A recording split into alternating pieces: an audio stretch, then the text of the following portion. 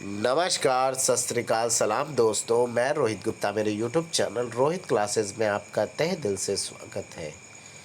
दोस्तों, हम यहाँ आर्य कंपटीशन टाइम्स की पुस्तक वर्ल्ड हिस्ट्री पढ़ रहे हैं, जिसमें आज हमारा चैप्टर नंबर 22 यूरोप में उदारवाद, समाजवाद एवं राष्ट्रवाद का विकास हम लोग पढ़ने जा रहे हैं। तो वीडियो को स्टार्ट करने से पहले आप सभी लोगों से अनुरोध है कि जो लोग इस वीडियो को देख रहे हैं दोस्तों, वो प्लीज़ वीडियो को लाइक कर दीजिए। चैनल को अब तक जिन्होंने सब्सक्राइब नहीं किया है, वो प्लीज़ चैनल को सब्सक्राइब करके बेल आइकन प्रेस कर दीजिए, ताकि आने वाली वीडियोस आपको सही टाइम पर मिल सके। और वीडियो को ज़्यादा से ज़्यादा लोगों में शेयर कर दीजिए दोस्तों। और जिन लोगों को लगता है वीडियो में मैं बहुत स्लो बोल रहा हूँ, तो प्लीज़ वो यूट्यूब के सेटिंग में जाके प्लेबैक स्पीड बटन को 1.5x कर लीजिए, ताकि आपको मेरी वॉइस दोस्तों आपके माध्यम के अनुसार प्राप्त हो सके। तो चलिए स्टार्ट करते हैं चैप्टर नंबर 22 यूरोप में उदारवाद, समाजवाद एवं राष्ट्रवाद का विकास। उदारवाद देखते हैं दोस्तों। उदारवाद उदारवाद के अंग्रेजी पर्याय लिबरलिज्म की व्युत्पत्ति लैटिन शब्द लिबरलिस से हुई है, जिसका अर्थ है स्वतंत्रता या स्वतंत्र व्यक्ति से संबंधित। अतः उदारवाद की संकल्पना स्वतंत्रता के विचार के साथ निकट से जुड़ी हुई है। मूलतः लिबरल विशेषण ऐसे व्यक्ति या ऐसे सिद्धांत के साथ लगाया जाता है जो व्यक्ति की स्वतंत्रता का समर्थन करे। उदारवाद अनुदारवाद का विलोम नहीं है, और ना ही यह व्यक्तिवाद या लोकतंत्र का पर्यायवाची है। उदारवाद राजनीति का वह सिद्धांत है जो सामंतवाद के पतन के बाद राजनीति को बाजार अर्थव्यवस्था के अनुरूप मोड़ लेने के लिए अस्तित्व में आया। प्रारंभ में इसने व्यक्ति को राजनीति का केंद्र बिंदु मानते हुए व्यक्तिवाद को अपनाया, परंतु बाद में इसने राजनीति में समूहों की महत्वपूर्ण भूमिका को स्वीकार करते हुए बहुलवाद को अपना लिया। आगे है, प्रारंभ में इसने मुक्त बाजार व्यवस्था को सार्वजनिक हित का उपयुक्त साधन मानते हुए राज्य के लिए हस्तक्षेप नीति का समर्थन किया, परंतु बाद में इसने बाजार व्यवस्था को सार्वजनिक हित के अनुरूप नियमित करने की आवश्यकता स्वीकार करते हुए कल्याणकारी राज्य का सिद्धांत अपना लिया। आगे, उदारवाद में दो प्रमुख मुद्दों पर बल दिया जाता है।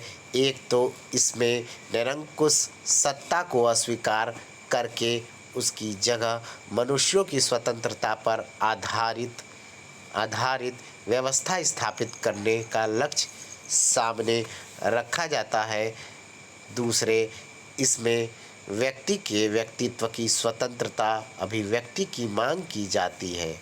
आगे, आज उदारवाद, व्यक्तिवाद, लोकतंत्र तथा समाजवाद आगे देखते हैं। समाजवाद के मिश्रण के रूप में विकसित एक पूंजीवादी वर्ग की विचारधारा कही जा सकती है। उदारवाद की नीचे लिखी आधारभूत मान्यताएं स्वीकार की गई है। पहला, उदारवाद व्यक्ति को साध्य और राज्य को साधन मानता है। दूसरा, समाज और राज्य को कृत्रिम संगठन बतलाता है, जिनका निर्माण मानव ने अपनी आवश्यकताओं की पूर्ति के लिए किया है। तीसरा दोस्तों, यह विवेकवाद का समर्थन करता है। चौथा, इस विचारधारा का मानना है कि चर्च एवं राज्य पृथक पृथक होने चाहिए। नंबर 5, मानवीय स्वतंत्रता के आदर्श में विश्वास जताता है तथा निरंकुशता का विरोध करता है। नंबर 6, व्यक्ति के प्राकृतिक अधिकारों का समर्थन करते हुए कानून के शासन पर बल देता है। नंबर 7 है दोस्तों, एक सेकेंड। उदारवाद लोकतंत्र एवं जन संप्रभुता में विश्वास रखता है। उदारवादी विचारधारा के दो प्रकार हैं। पहला नकारात्मक या परंपरागत उदारवाद, दूसरा सकारात्मक उदारवाद या कल्याणकारी राज्य का सिद्धांत। आगे है नकारात्मक उदारवाद, परंपरागत उदारवाद के नाम से भी जाना जाता है। यह सामंतशाही के खिलाफ राजनीतिक स्वतंत्रता तथा पोपशाही के खिलाफ धार्मिक स्वतंत्रता की मांग करता है। इसके अनुसार स्वतंत्रता का अर्थ बंधनों का अभाव माना गया, जिसे नकारात्मक स्वतंत्रता भी कहते हैं। राज्य को सीमित और नकारात्मक भूमिका प्रदान की गई, व्यक्ति के अधिकारों तथा स्वतंत्रता को प्राकृतिक मानते हुए राज्य के हाथों में राज्य सत्ता को जनता की अमानत समझा गया। आगे है सकारात्मक उदारवाद के ने राज्य को एक आवश्यक बुराई न मानते हुए एक नैतिक तथा कल्याणकारी संस्था के रूप में प्रतिष्ठित किया। राज्य द्वारा अर्थव्यवस्था का नियंत्रण तथा नियोजन किया जाना चाहिए। प्रमुख उदारवादी विचारकों में John Locke, J S Mill, Herbert Spencer, T H. Green, Hobhouse, Laski Friedman, C B. Macpherson आदि आते हैं।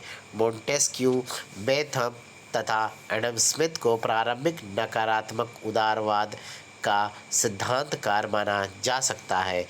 जे.एस. मिल एवं थॉमस हिल ग्रीन को सकारात्मक उदारवाद का प्रतिनिधि विचारक माना जाता है।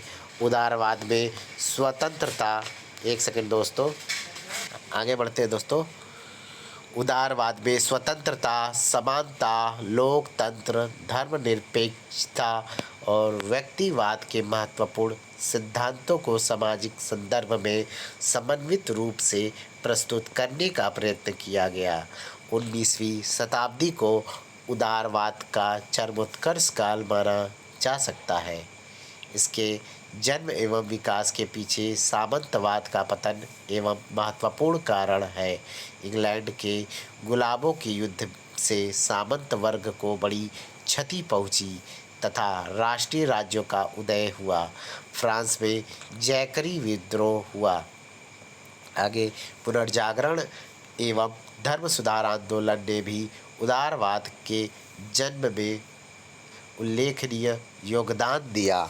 उदारवादी विचारों से प्रेरित हो राजा चार्ल्स प्रथम को फांसी पर लटका दिया गया था।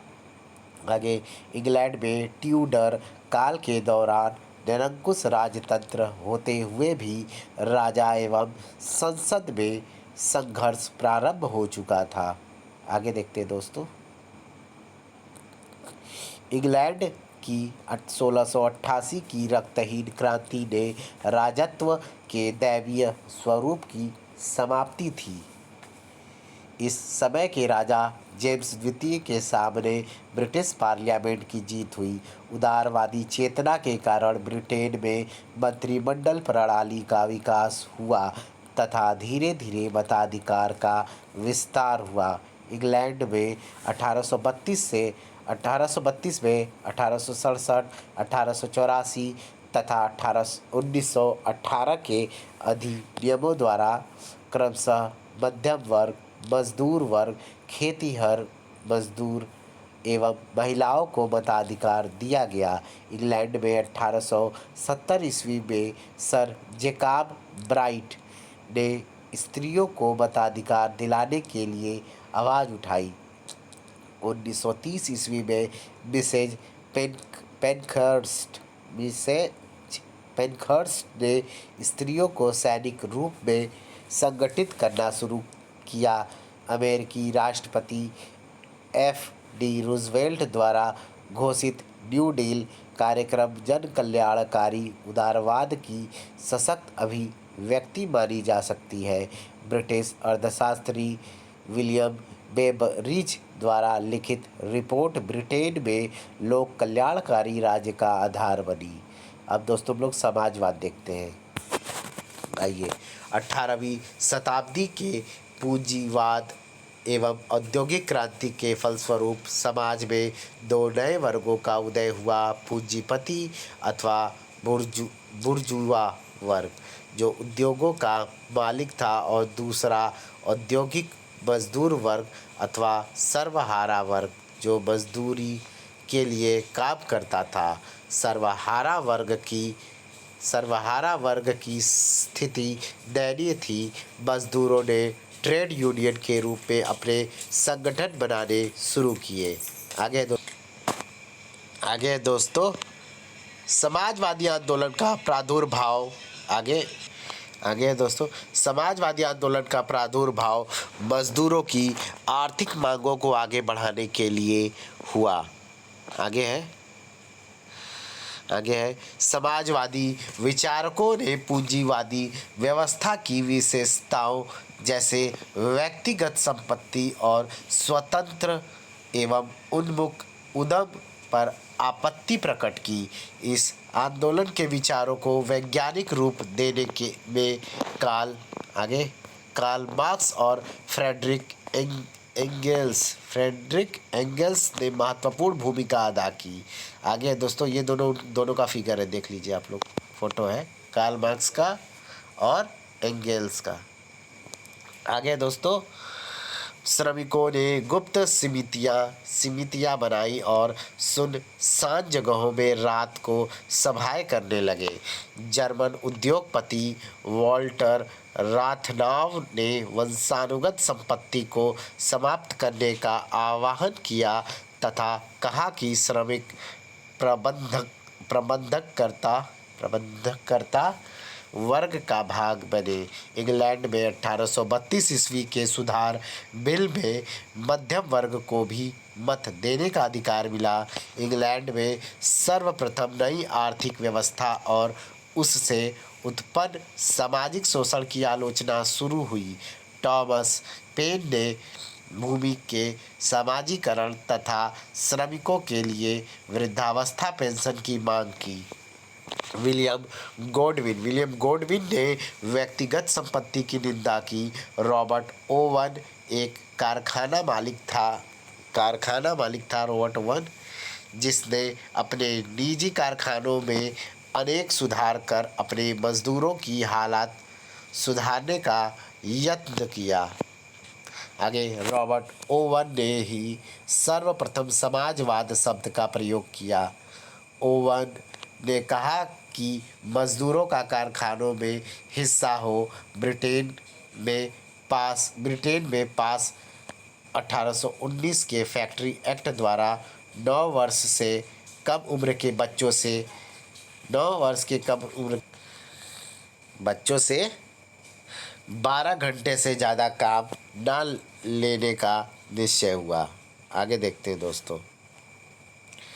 आगे हमारा फ्रांस में 1795 में बेबूयूफ यानी बाबेफ नामक व्यक्ति ने साम्यवादी राज्य स्थापित करने का प्रयत्न किया। इस प्रयास के लिए उसे मृत्युदंड मिला। बेबूयूफ को फ्रेंच साम्यवाद का पिता कहा जाता है। फ्रांस के सेंट साइमन 1760 से 1825 को प्रथम क्षमा करिएगा दोस्तों, आगे देख लेते हैं। प्रथम स्वप्नदर्शी समाजवादी कहा जाता है। वस्तुतः सेंट साइमन फ्रांसीसी समाजवाद का असली संस्थापक था।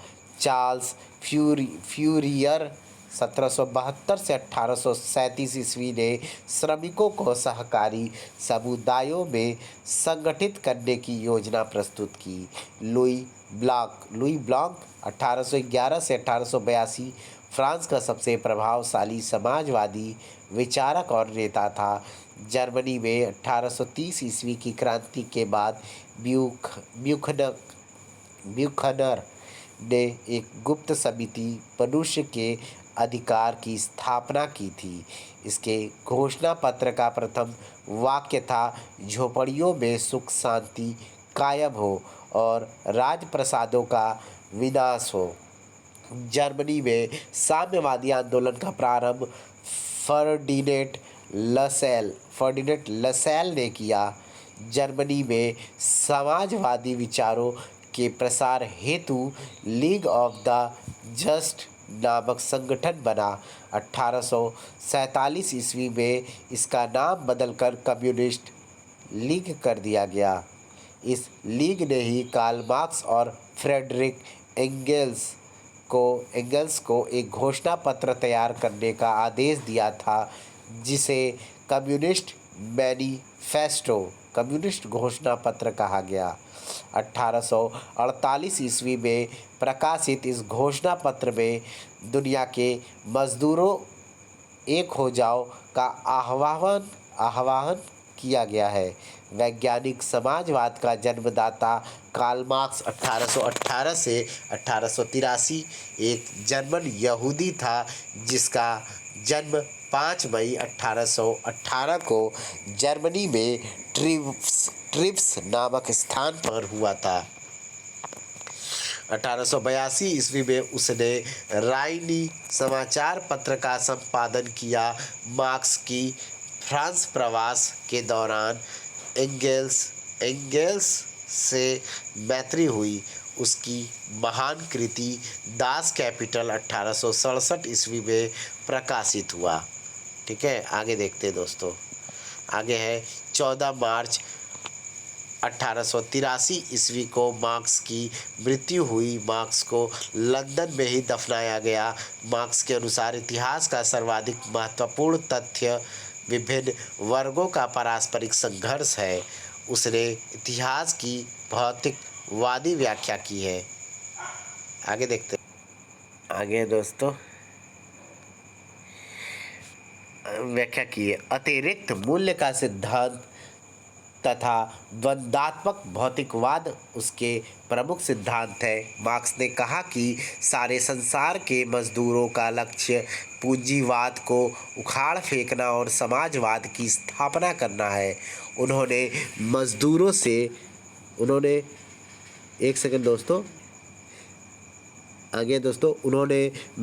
से अपील की कि संसार के मजदूरों एक हो जाओ, तुम्हें खोना कुछ नहीं है सिवाय अपनी गुलामी की जंजीरों के, और पाने को तुम्हारे सामने संसार पड़ा है। मार्क्स की मान्यता थी कि पूंजीपति वर्ग तथा सर्वहारा वर्ग यानी मजदूर वर्ग के बीच जो संघर्ष है, उसमें विजय निश्चित रूप से सर्वहारा वर्ग की होगी। 1864 ईस्वी में अंतर्राष्ट्रीय कामगार समिति या प्रथम इंटरनेशनल की स्थापना लंदन में हुई। इसकी पहली कांग्रेस 1866 ईस्वी में जेनेवा में आयोजित की गई थी।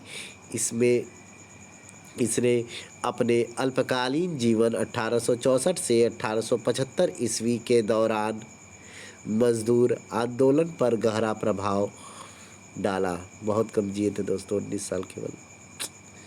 आगे आंतरिक फूट के कारण 1876 ईस्वी में इसे औपचारिक तौर पर विघटित कर दिया गया। फ्रांस में पेरिस के मजदूरों ने 28 फरवरी 1871 ईस्वी को पेरिस कम्यून की स्थापना की। 1905 ईस्वी तक फ्रांस में केवल 2 समाजवादी दल रह गए, जिनके नेता जूल्स गैज़डे तथा जय जोरे थे। विल्हेल्म लिब्नेक्ट एवं अगस्ट बेबल ने 1869 ईस्वी में जर्मनी में समाजवादी प्रजातांत्रिक दल की स्थापना की। आगे इंग्लैंड में 1867 तथा 1884 ईस्वी के सुधार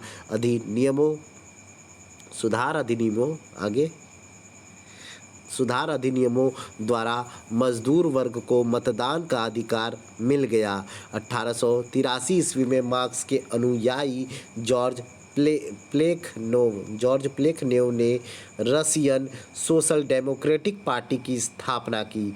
1789 ईस्वी की फ्रांसीसी क्रांति के 100 वर्ष पूरे होने के दिन 14 जुलाई 1889 ईस्वी को पेरिस में एक सम्मेलन हुआ, जिसके परिणाम स्वरूप द्वितीय इंटरनेशनल की पेरिस में स्थापना हुई। स्थापना हुई। इसने उपनिवेशवाद की भर्त्सना की। इसका अस्तित्व 1916 तक रहा।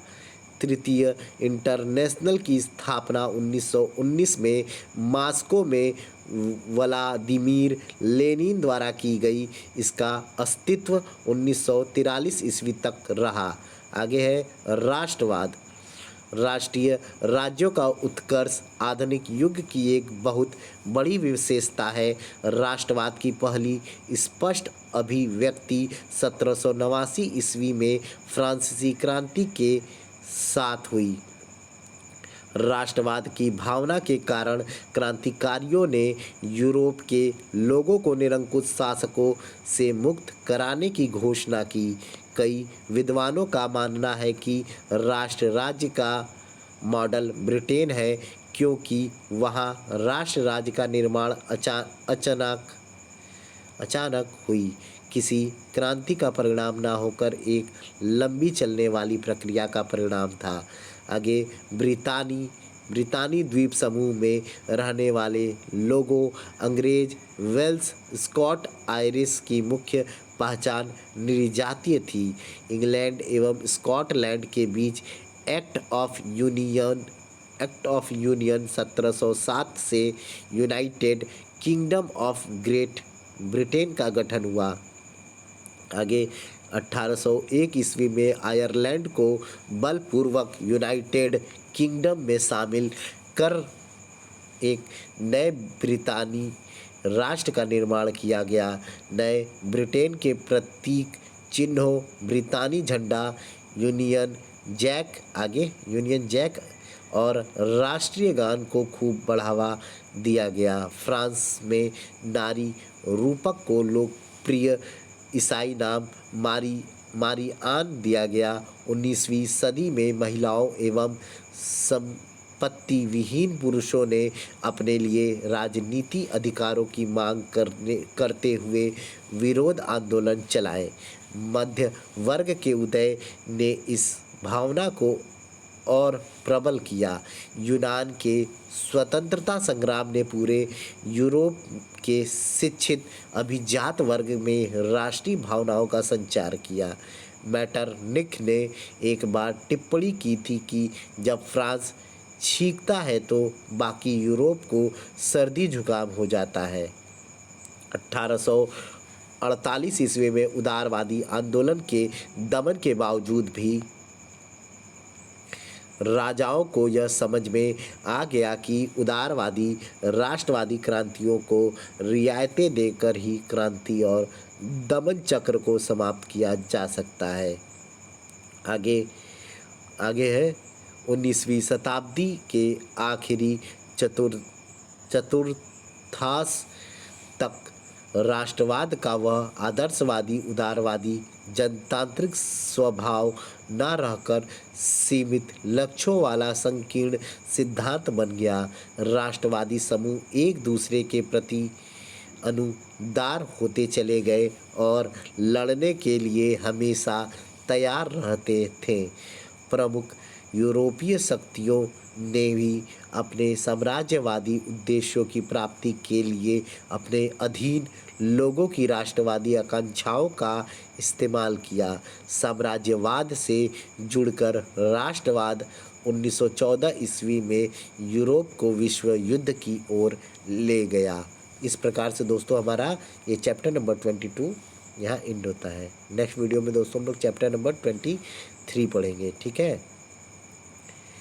तो थैंक यू फॉर वाचिंग। मिलते हैं हम लोग नेक्स्ट वीडियो में। प्लीज़ आप लोग वीडियो को लाइक कर दीजिएगा दोस्तों। चैनल को अब तक जिन्होंने सब्सक्राइब नहीं किया है दोस्तों, वो प्लीज़ चैनल को सब्सक्राइब करके बेल आइकन प्रेस कर दीजिएगा, ताकि आने वाली वीडियोस आपको सही टाइम पर मिल सके। और वीडियो को ज़्यादा से ज़्यादा लोगों में शेयर करिएगा। Okay, bye bye, good night, take care. खूब पढ़ते रहिए दोस्तों, खूब बढ़ते रहिए। लव यू दोस्तों।